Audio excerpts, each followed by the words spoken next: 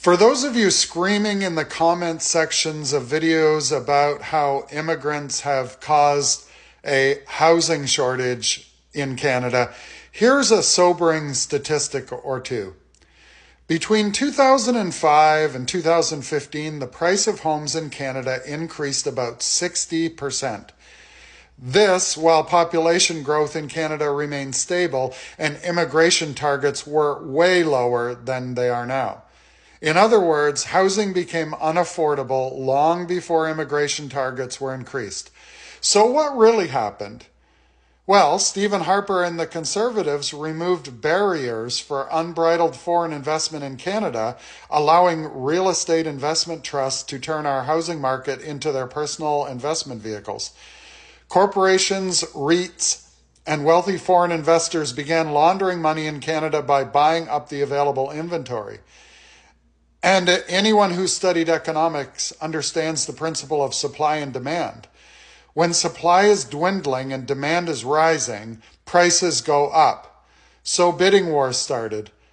And while a newly married couple only has so much money for a down payment, or based on income from jobs can only afford to pay so much for a house, institutional investors have large pools of money in cash on the barrelhead to pay whatever for a house.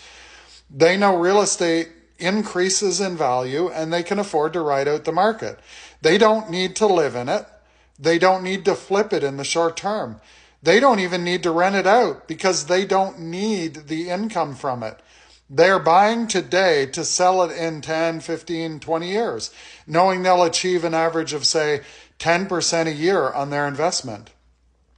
Many of those investors did significantly better than that in the past decade and priced average working class Canadians out of the market. They couldn't care less whether a young couple has a place to live. So next time you want to get on your soapbox and bitch about immigrants, maybe look at who you voted into power back then. Stephen Harper and the Conservatives.